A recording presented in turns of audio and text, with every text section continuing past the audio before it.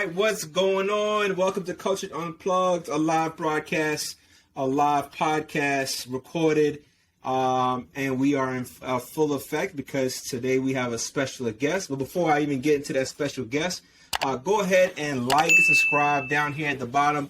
You already know we're putting out content every time as much as we can, and this is the second episode for the podcast. But I wanted to introduce it also on the YouTube because I think this content, this particular topic is important, especially to talk about. I had a long day and I'm ready to get into it. So without further ado, I want to introduce you my family, my blood, my cousin, Peter Corbin. What's going on? What's going on, Chris? What's going on? All right. Everything is good, brother. I feel like we got to talk about this. And for a lot of people who are just getting on this particular episode, they're watching us, or maybe they're hearing us on their devices. We're talking about why you should be man enough to admit when you're wrong. Why you should be man enough to admit you're wrong. I'm gonna let you feel comfortable before we get into it. I want to make sure you good. I am very comfortable. Okay. I am very comfortable. Okay. So this is something that I will say I've had trouble with, and just kind of give some background. Peter and I, we linked up over the weekend. We basically connected, and I would remember maybe some fragments of us getting together when I was young. But I knew just from talking to this man that I was like, yo, he has a lot to talk about. And with this topic especially, I remember just some times where I had a problem just admitting when I was wrong. And I feel like as a grown man, to be able to get to that point, it has to be something that clicked. So before I break that down, I'm gonna let just Peter introduce yourself, man. Let people know what you do. Let people know what you're about. Give them something to kind of feel like, hey, this is who I am. Well, first of all, I want to thank you very much for having me on your podcast. It's an honor and a pleasure to share and fellowship with you. I, Peter Corbin, I am your cousin. I am one of the illustrious members of your family and happy to be so. I am a father of 4, grandfather and great-grandfather. I've been living here in New York City for the last 35 odd years or so, working in hospitality. I started out as an actor and a model. That was before, as the family thing is, we lose our hair. So that was many years ago. I studied at HB Studios and went on to do the national commercial for Sprite and Coca-Cola and worked for various modeling agencies before I settled into the hospitality field and began to apply my skills as a leader and a manager. And that is how I get to be here today at this wonderful age of 58, discussing life with my cousin. Wow. So thank you again, Chris. Well, listen, it's an honor. It is an honor for not only because you're my cousin, but I didn't even know majority of things that you just shared with me just now. And so that in itself is a beautiful thing. We're happy to have you on the show. We're blessed. I'm blessed to be able to conversate with you in this way. So again, you guys, make sure that you like, subscribe, because we're about to get it unplugged all the way around with this YouTube members of Cultured Unplugged. So this is where I find difficulty in, it has to be a moment of time where I would say for myself where I had some difficulty just being straight up honest with myself and the person that I maybe have had a disagreement with. And I guess my pride affected me in a way where I could not be able to come to terms to say, look, I was wrong. I'm sorry, whatever the case may be, because I didn't want to look weak. Right. So tell me a little about something like a time where you may have felt like this was you had something that you did, maybe it ate up at you. Did you feel like at that moment that you knew you had to say something to kind of alleviate, to apologize, or you felt like you just kind of like, you just winged it, and for years later, you kind of regretted it? Well, if I may first delve into something first before I answer that question, and you touched on an element of being open and being honest. A lot of that is cultural. A lot of that is how we are brought up. You know, if we're brought up in a family or in an environment where openness and honesty is the flagship of how we operate, then that is more than likely what we're going to do. As black men and men of color, you know, that statement that you made of appearance of weakness is part of our culture. You know, we don't want to give anybody any ground. It may be our own children. It may be our own mate. And we still don't want to give ground because we are afraid of being perceived as being weak. For myself, it's an evolution. And I think for most people, as you get older, you can evolve into that state of being open and honest. Some people never do. For myself, and I'm going to touch on a subject of what is rampant in our society. I grew up, one of my stepfathers was an abusive male. Unfortunately, he suffered with PSD, and he was a Vietnam war veteran, and subsequently started, you know, drinking, and that carried on into how he treated my mom. I did that. I abused women.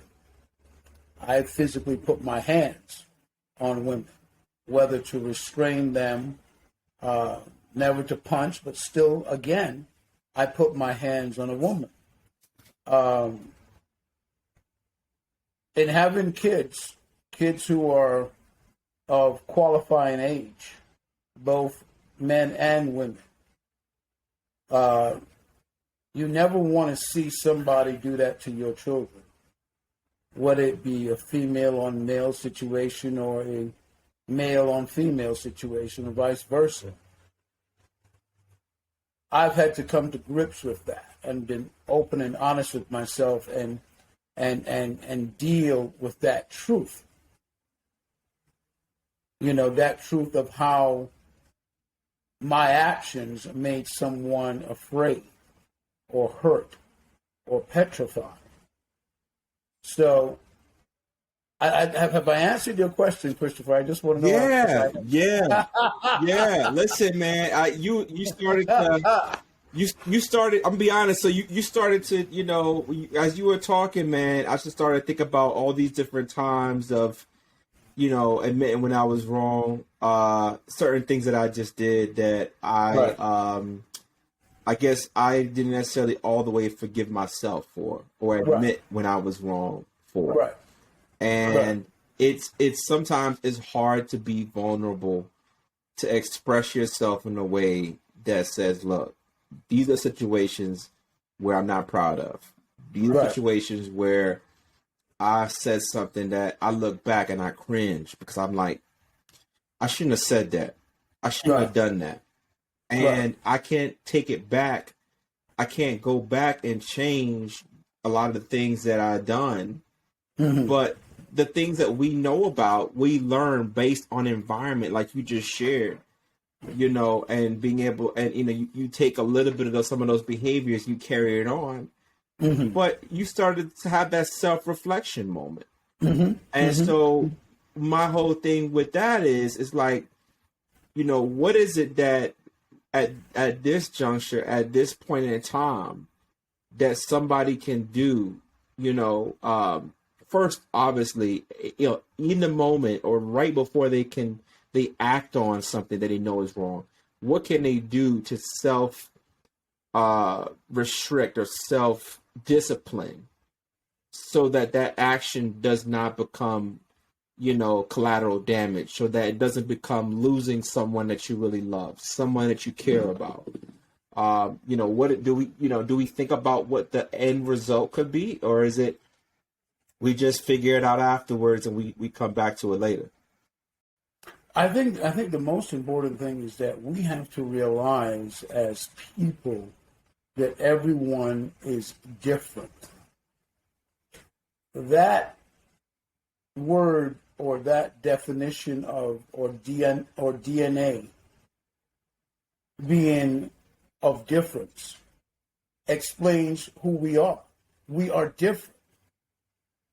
We see things different. We react to things different. And to hold someone accountable to your own standards is where we make the mistake. And I think that we have to first accept people for who they are and not what we want them to be. And I think that's the underlying thing, or the underlying action that one can take before one does something, says something, reacts to something that may hurt someone that you love, is realizing the difference that we all share.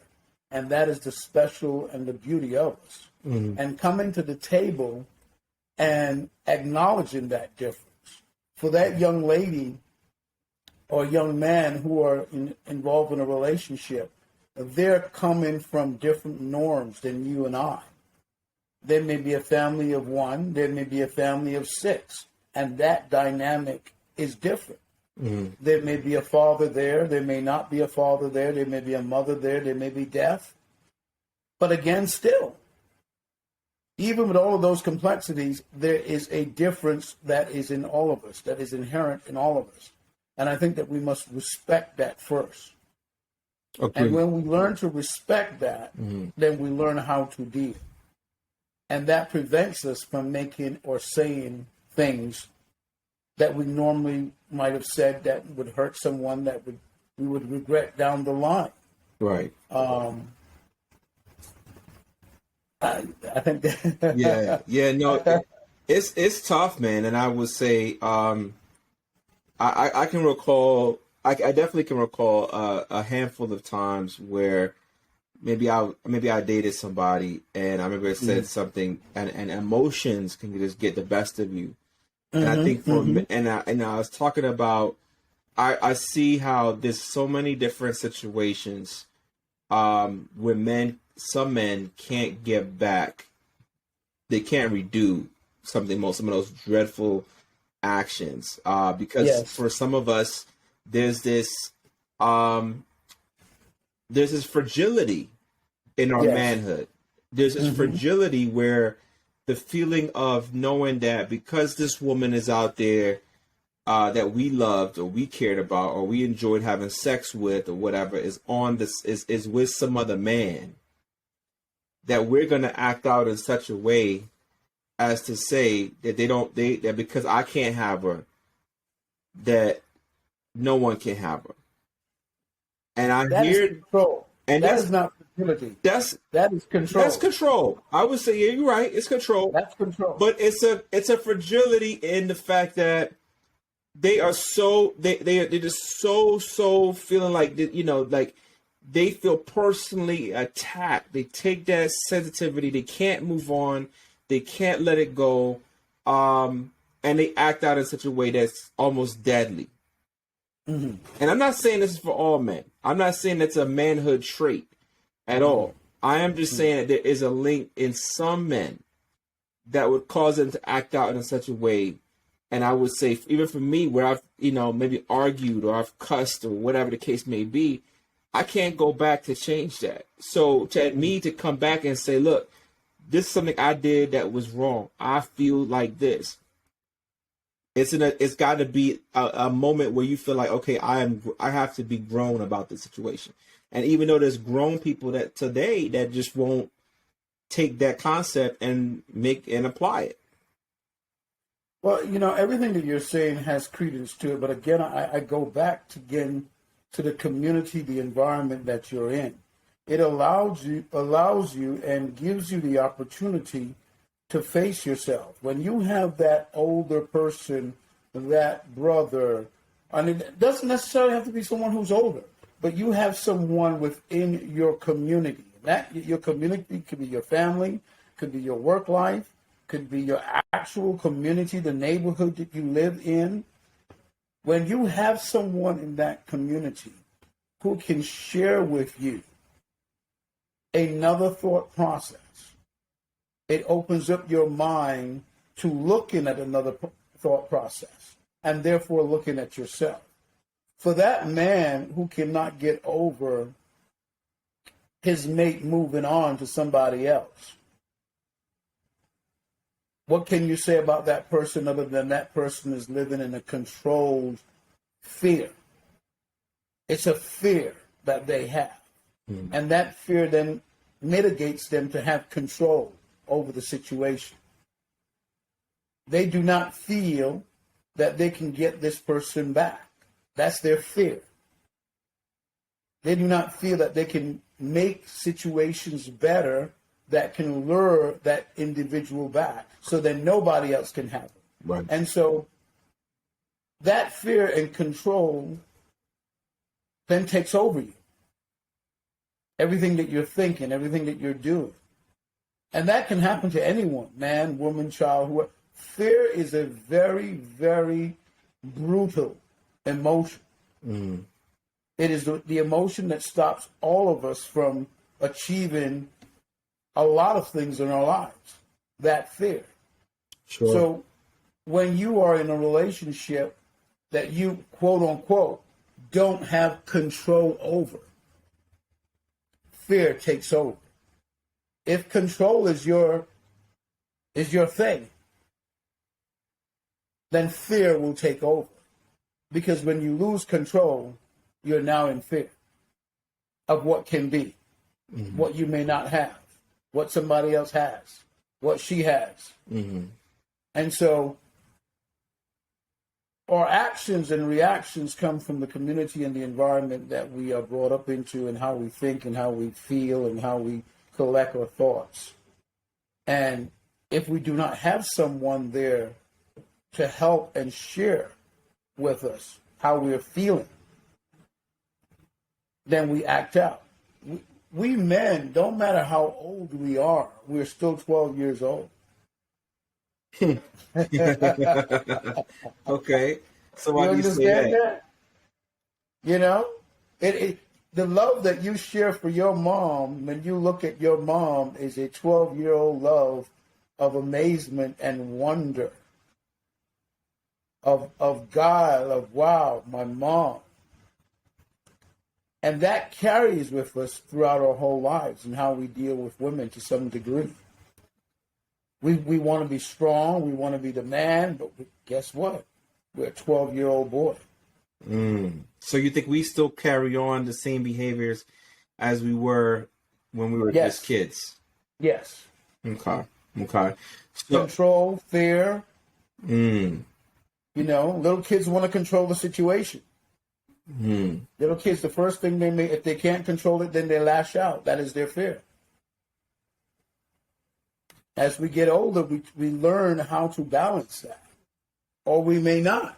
Right. And it's the community that helps us with that. And it's the community of our friends, family, neighbors, work people, whoever that might be, that helps us, mitigate that through the rest of our lives.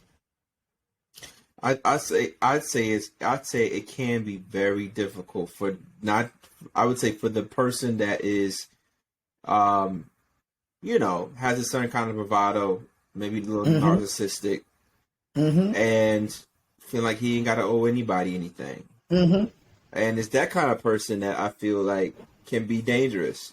And this video, this particular topic is really for that dude, because I see it quite often. People don't think. People don't take the time to think.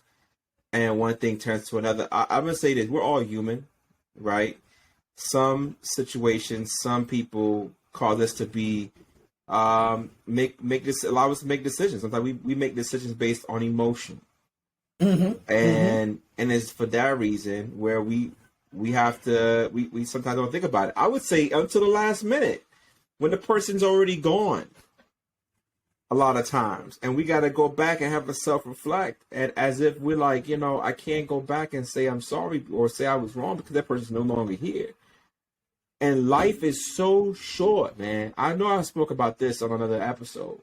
Life is so short that it just seems like today it don't take nothing to die, right? Like, you're gonna have people that's not good for you, and I understand that. You got people that's not literally, a shitty person or whatever the case may be, but to be man enough to walk away from that whole environment or be away, and be able to say, look, whatever I contributed to this, I was wrong, and now I'm moving on.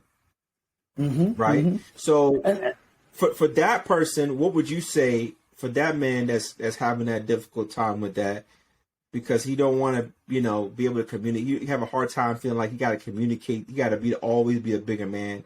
What do you say to that guy? For that guy, again, it all goes right back down to your community. It all goes right back down to who you're talking to. Keep in mind what comes out of someone's mouth, whether uplifting or degrading, is what people carry with them. You got the brother who's out on the street and he's just gotten into a fight with his girl, and he's talking to his boys, and his boys says, yo, fuck her, man, fuck that girl. That is the mentality he's going to carry with him. He goes someplace else and he sits down with another man, and the guy says, you know what, why don't you take a break? Step back for a moment. Think about it. Think about what you lent to the situation. Offer up yourself in her situation. Would you like to be in that? Put yourself, giving that person adverse different roles to think about, instead of the bravado of fuck her, blah, blah, blah, blah, blah.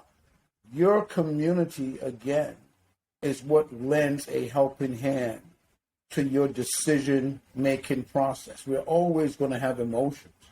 We have emotions in everything that we do.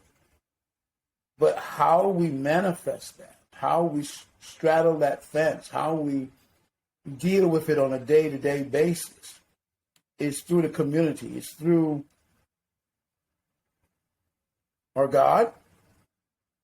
It is through our friends. It is through our advisors, our community personnel. All of those things help lend to how we react to a situation.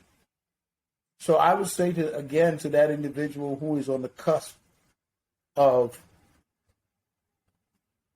being open and coming back to say he or she is sorry, or he is sorry, who are you talking to? Because after you stop talking to yourself, who are you sharing your feelings with? Even if it may be that quick, ancillary comment that you may make when you step in the car with your boy. And your boy, you ask you, yo, what happened to you last night? And you just go, yo, man, I had a fight with that fucking girl. And your boy just goes, oh, man, fuck that. That response right there determines in many ways how you're going to deal with it when you get back home. So who are you talking to? I think some people don't have. I think some of the guys that might, well, I'll put it this way. So right now, you got this platform of different guys that are on YouTube. They're on social media. I'm not sure if you're familiar with the name Kevin Samuels, but he seems to be a very important name, right? And I know we're hearing the sirens in the background, but sorry about that. We're in New York City. It's in New York. It's New York. It's all good, right? It's all good. But I will say, it's like you got some of these guys that people look up to because they never had anybody to talk to, right? And maybe they are struggling with the fact of who they are, and they're looking for that sense of identity. And so they look to these guys to be the father figure they never had. My father didn't enter my life till I was 13. And for a long time, I didn't know how to deal with that. I Right. really didn't know my sense of the world. I felt very unsure and uncertain. When he did come in my life and I got to know him, I really appreciated that he did when he did, right? Not everybody's going to get that experience. Right. So for people like Kevin Samuels and for the guy who's at home, who needs an outlet, somebody that they can look up to, that becomes their resource. I'm not saying that there's anything wrong personally with Kevin Samuels. That's whoever you look to. But what are you really truly, what's your true intent? What is your overall purpose at that point when it comes down to your growth? How's that person growing you to be the best you? What are you hoping to learn and grow from? So I had to forgive. I have my own things I had to forgive, but a lot of times some things just come through life experiences. True that. You know what I'm saying? Some of the shit that you come across, man, it's like some of the people that cross you, some people that hurt you, some people that and so you got to respond appropriately case by case, but every day. For some of those people that they don't really have somebody, they don't have the community as you suggested. They don't have the person that they can just call up and just let it out. 'Cause a lot of motherfuckers I could tell you, they don't have an outlet. They suppress everything, right? And they walk up on the wrong person or the wrong situation comes around and they explode because they don't have any other resource to do so. So how important is mental health in terms of avoiding that suppressed behavior, that's suppressed experiences? Well, mental health plays a strong part in it. But again, I harp on this word community involvement in response to what a young man needs. Now, for you as a young man, you listen to a lot of music. You are influenced by the music that you listen to. For that young man that may not have you or myself or some other aspect of guidance or another view, he or she relies on that music, again, that they're hearing, the environment that they're in. How does he deal with that? Well, again, goes back to the environment that you're in. If you are in a negative environment, your chances of getting an opposite view are pretty slim. If the music, the mentality, the home life, the work life, everything, because for you to step out of that and to go into something different, you must have a catastrophic awakening. Something must have happened in your life, something, you know what I'm saying, that just jars you from left to right. Mm-hmm. And you and I know that that happens, but it really does. It really, really doesn't. And when I say really, I mean RARELY. Excuse my enunciation. That really happens. So for that young man, again, who is in that quandary of seeking help, who is mentally off, how does he or she, well, it's like people like you or myself going into communities like that and offering our services. Mm.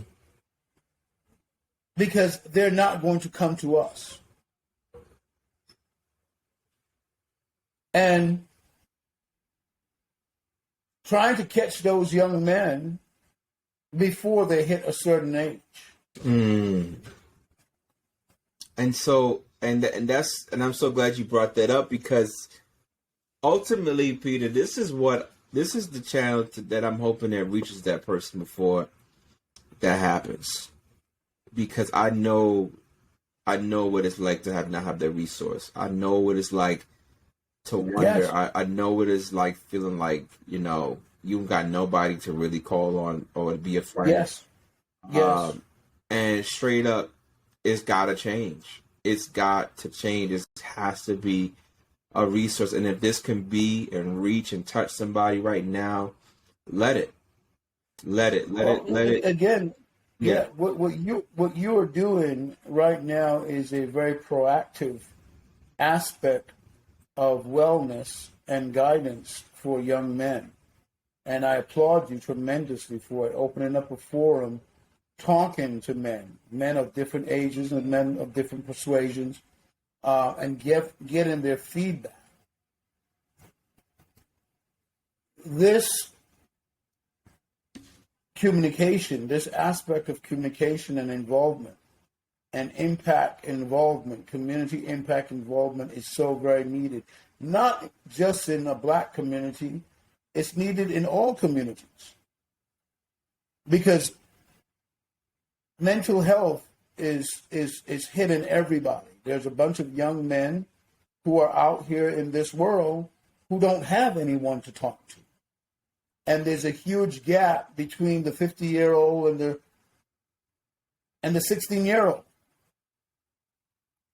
They have two different agendas.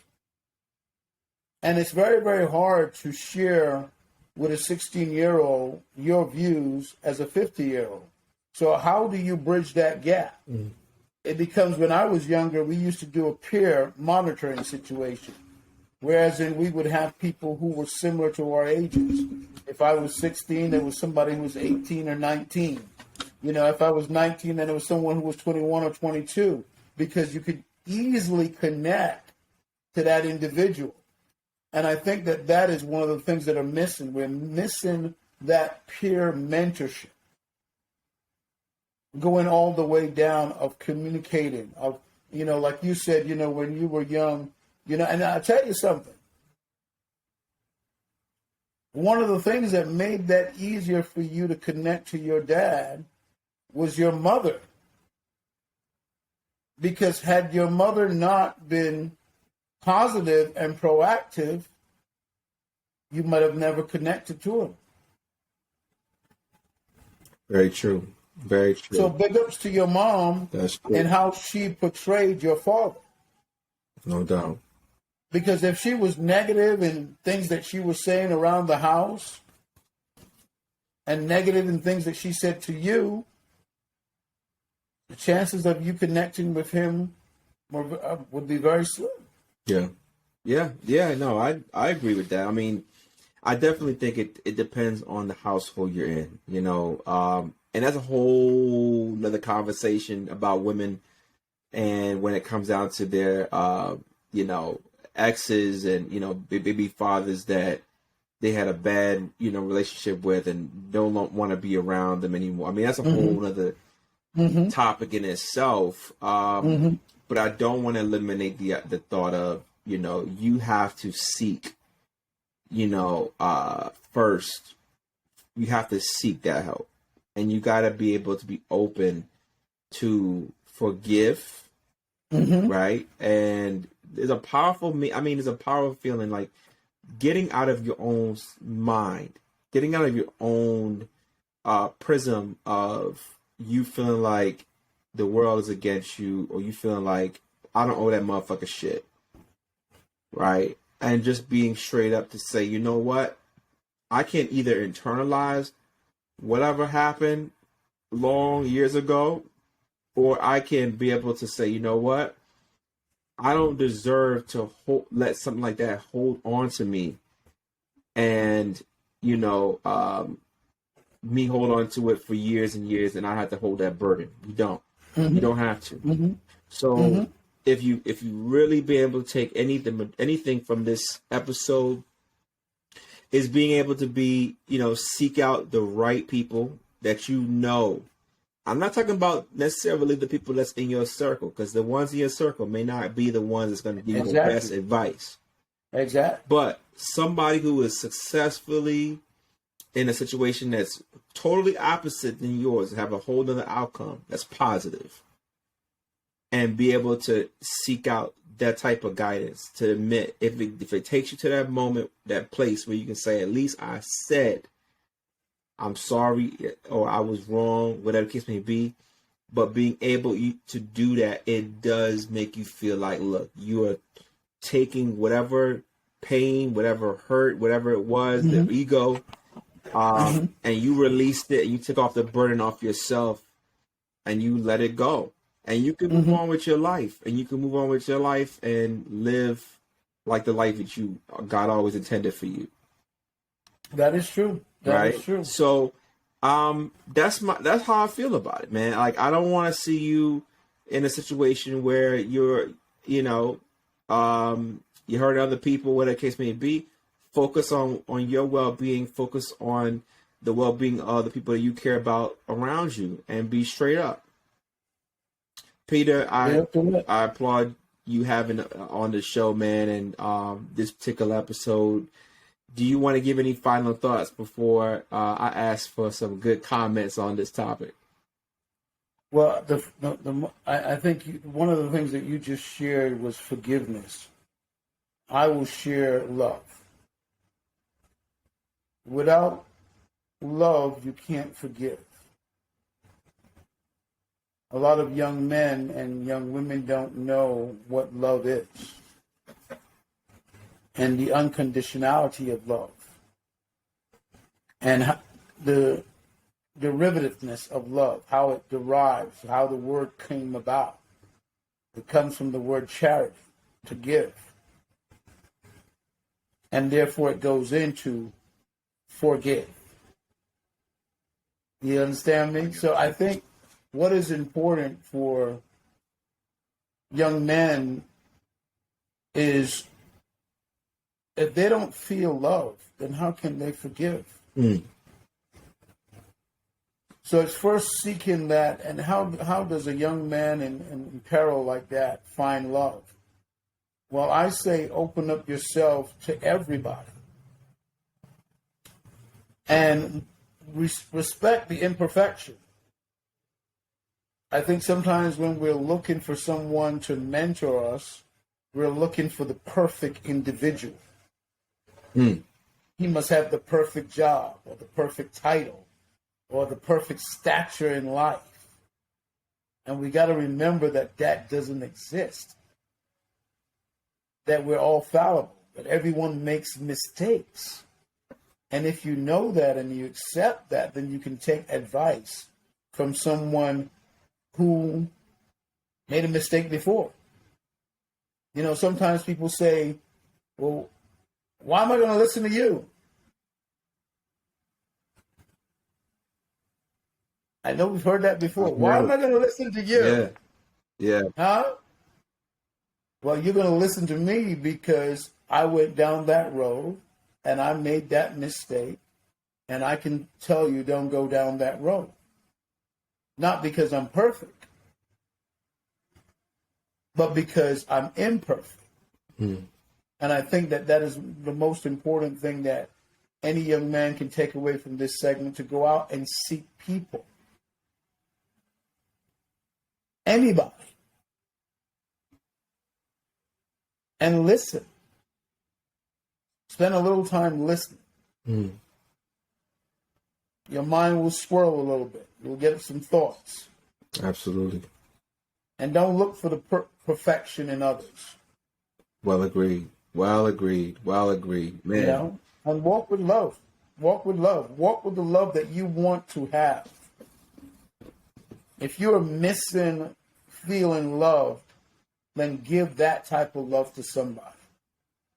Peter Corbin, man, I truly appreciate it. It is a blessing and an honor, because just to have you on the show. Listen, you heard it. You've watched it. If you're watching it on our YouTube, you're hearing this also on the podcast on Apple, soon to be other devices and platforms. Let us know what you think in the comments section of this video on YouTube. Let us know also what you think just dropping in. If you're listening on podcast right now, shoot me, a DM. What did you think? What questions you have about myself, Peter, what we talked about tonight, being man enough to admit when you're wrong. That's it's a deep thing to do. It's not hard. It's not easy for anybody. But to do it is your saving grace. To do it means you can go forward.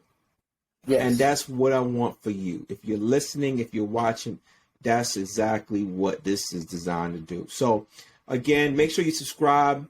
Go on to the YouTube channel. If you're watching this, go ahead and just subscribe right now. I know you're going to love to see more episodes. And let me know, and just DM me too. What other topics you want me to talk about? I have a plethora of them, but let me know what you think and how I can add to the channel and make it great so for your enjoyment as well. All right, Peter, appreciate you, brother. Thank you. Always Thank love, you so always love. Love you. All right, peace. Be safe. I would love to have you on the show going forward, that's for sure. All right, y'all. All right. Take it easy. All right. Let's get it on.